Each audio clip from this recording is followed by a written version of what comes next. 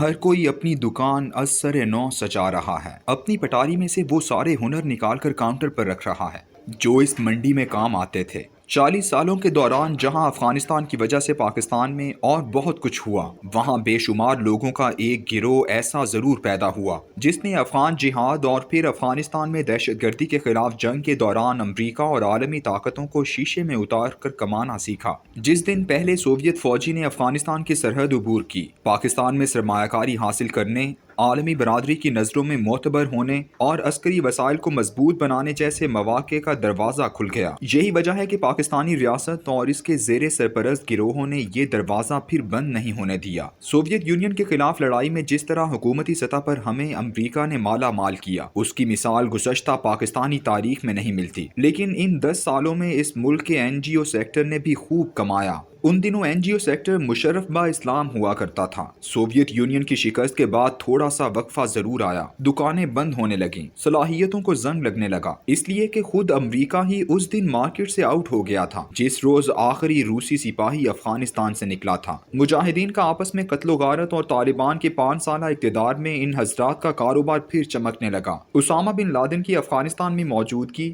القاعدہ اور دیگر گروہوں کا وہاں آرام سے رہنا ان NGOز اور سول سوسائٹی کے لیے ایک نعمت تھی تاکہ وہ اپنے تھنک ٹینکوں کے ذریعے بڑی بڑی رپورٹیں تیار کریں اور مغربی دنیا کو خوفزدہ کرتے رہیں۔ ایسا کچھ زوروں پر چل رہا تھا اور پوری دنیا میں طالبان فوبیا اپنے عروج پر تھا کہ 9/11 ہو گیا۔ ایک دم اس طبقے کے جیون میں نئے مواقع کی بہار آ گئی۔ اس دفعہ تو بہتی گنگا میں ہاتھ دھونے کے لیے سب کے سب اکٹھے ہو گئے، وہ جو 1979 میں سوویت یونین کا نظریاتی پرچم تھامے ہوئے تھے، امریکہ اور یورپ کو استعماری قوتیں تصور کرتے ہوئے اور سوویت یونین کی مدد سے قائم افغان حکومت کے ساتھ تھے۔ جب انہوں نے ارد گرد دیکھا تو دنیا میں اب امریکہ کے سوا کوئی پوجنے کو باقی ہی نہیں رہ گیا تھا۔ پھر کیا تھا؟ ایک دم اپنا سارا ماضی بھلا کر سب کے سب امریکہ کے سامنے سجدہ ریز ہو گئے۔ اس دن کے بعد سے اب تک کے 20 سال ان سب کی پانچوں گھی اور سر کڑاہی میں تھا۔ حکومت پاکستان نے بھی اپنے قومی مفاد کو بھلا کر جس تیزی سے امریکی مفاد کی ٹرین پکڑی، اس کے نتیجے میں اسے اربوں ڈالر کی بخشیش تو مل گئی،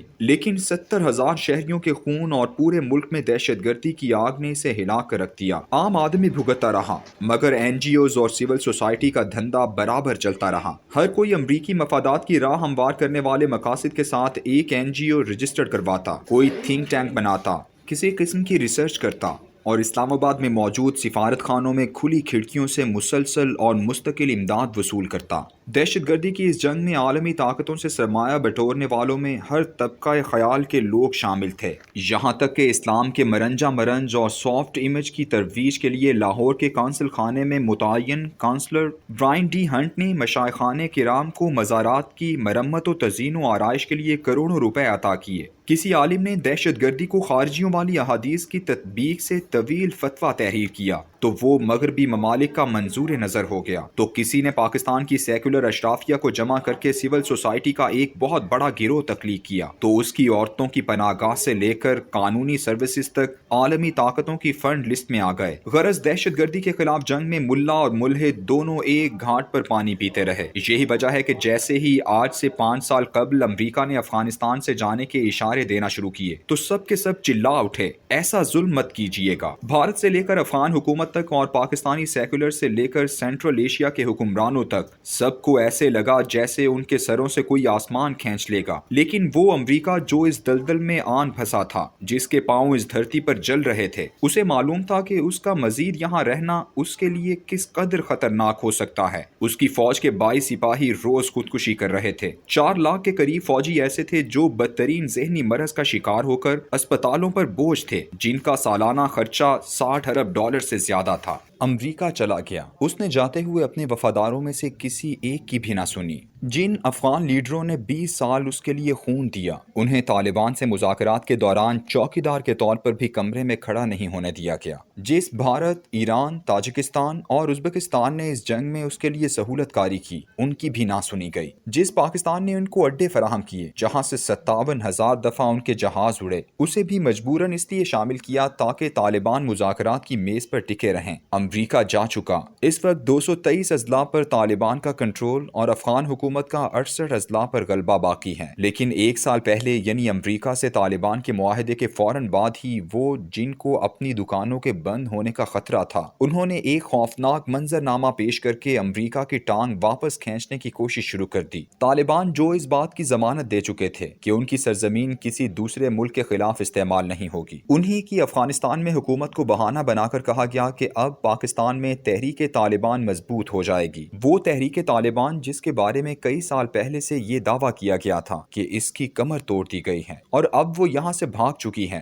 داعش جو خالصتاً ایک عرب نژاد تنظیم ہے اور عراق و شام میں بھی اس کے بکھرے ہوئے اراکان اپنی زندگی کی جنگ لڑ رہے تھے، اس کو یہ تجزیاتی نابغے اپنی خواب نگری میں پاکستان لا چکے ہیں۔ عالمی برادری کو ڈرایا جا رہا ہے کہ اگر افغانستان میں طالبان کا اقتدار مستحکم ہو گیا تو پاکستان میں ٹی ٹی پی، بھارت میں کشمیری مجاہدین، چین میں ترکستان اسلامی پارٹی اور تاجکستان ازبکستان میں ان کے جہادی گروہ اٹھ کھڑے ہوں گے۔ پھر دیکھنا وہ یورپ اور امریکہ کو کیسے ہراساں کرتے ہیں۔ یہ منظرنامہ وہ پھیلا رہے ہیں جن کا دھندا ٹھپ ہونے والا ہے، جن کی روزی پر لات پڑنے والی ہے۔